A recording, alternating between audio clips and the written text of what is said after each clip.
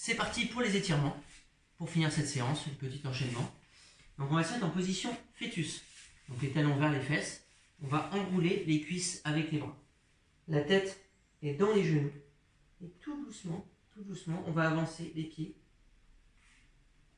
Jusqu'à ce que ça tire un petit peu au niveau du dos, même principalement au niveau des ischios. Dès que ça tire un peu, on reste dans la position. Voilà. Quand on n'est pas très souple comme moi, on va pas plus loin, c'est pas grave. On reste dans la position et on essaie de se relâcher toujours un petit peu plus à chaque expiration. Là, on peut relâcher un plancher pelvien, on peut revenir sur une respiration ventrale. Et ensuite, on relâche les bras.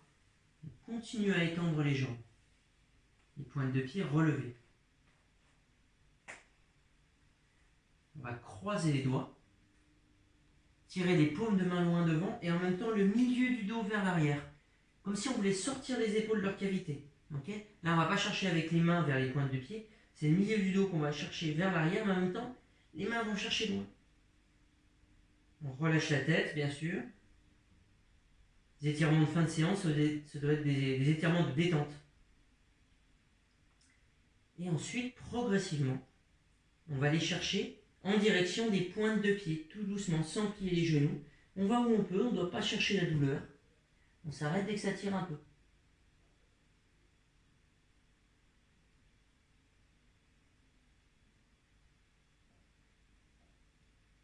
Et on revient doucement, on déroule la colonne, toujours comme un collier de perles.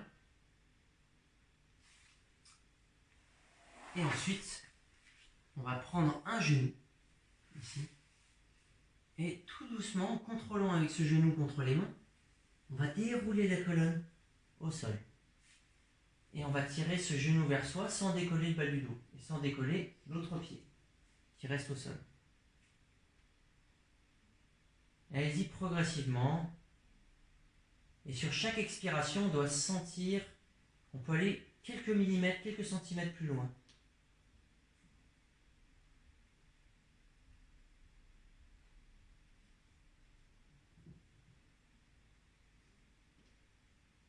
On peut relâcher doucement. On étend sa jambe au sol. Et on peut changer de jambe. On tire progressivement vers soi.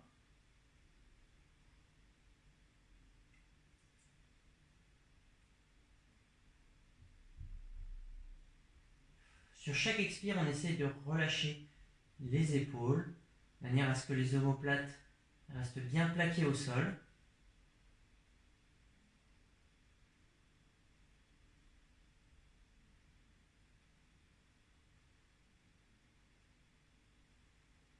Progressivement, maintenant on va étendre sa jambe verticalement. Et les deux mains vont passer derrière la cuisse. On va tirer vers soi, pointe de pied tirée vers soi. Et donc les deux mains vont attirer cette jambe vers soi.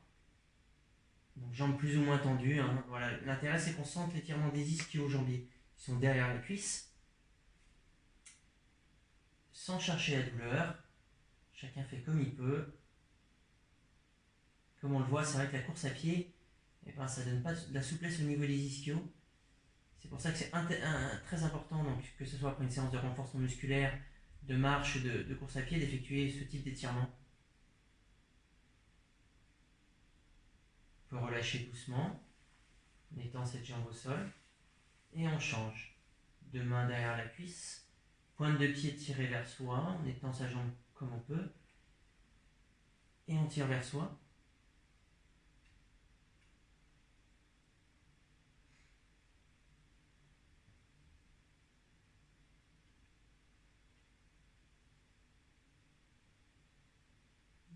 On relâche. Maintenant, on va poser l'extérieur du pied contre l'autre genou, enfin sur le bas de la cuisse en fait. Voilà.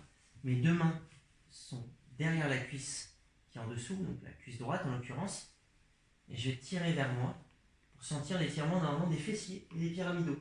On doit sentir l'étirement de ces muscles-là, pyramidaux qui sont à l'extérieur. C'est les muscles qui permettent de partir en abduction.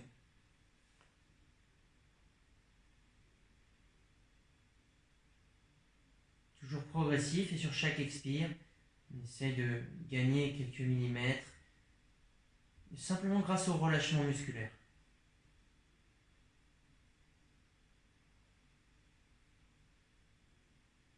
On relâche. On inverse.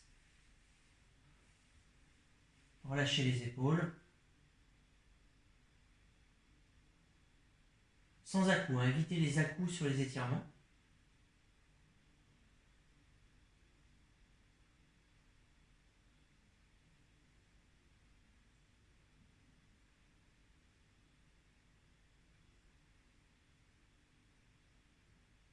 On relâche.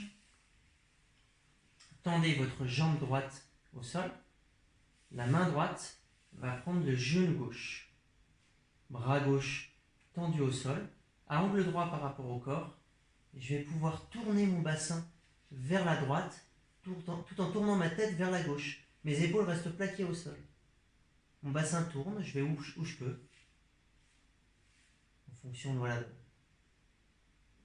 ma souplesse au niveau lombaire principalement. Ma jambe droite reste tendue au sol. Et pareil, sur l'expire, je vais toujours chercher un petit peu plus loin. Très bon exercice pour le dos.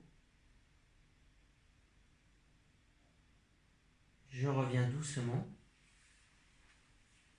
Et je peux changer de jambe.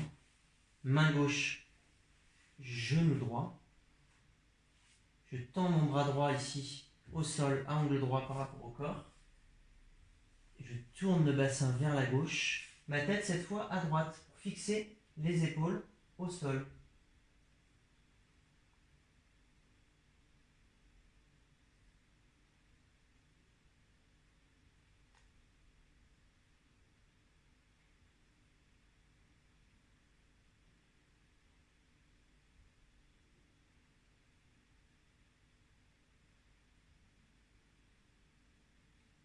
On relâche.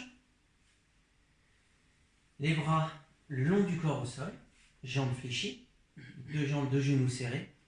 Je vais basculer le bassin, poussant sur les bras, pour chercher à étendre mes jambes horizontalement. Je ne vais pas chercher à poser mes pieds au sol, sinon ça fait une flexion trop importante au niveau de la colonne. Et je cherche à étendre les jambes horizontalement. Pointe de pied étendue. C'est joli, hein. Et c'est bon pour le dos aussi, puis tous les muscles postérieurs de manière générale. Je crois que je l'ai pas fait depuis que j'ai 12 ans. Et ben voilà, t'en es encore capable. Et maintenant, je vais prendre mes cuisses avec mes mains pour pouvoir revenir tout doucement en position assise. Hop. Prends les mains, deux mains derrière la cuisse pour revenir. Voilà. Et bien voilà, ça ira pour cette petite séquence d'étirement et cette séance globale également pour ceux qui l'auront suivi. Je vous remercie beaucoup et à très bientôt.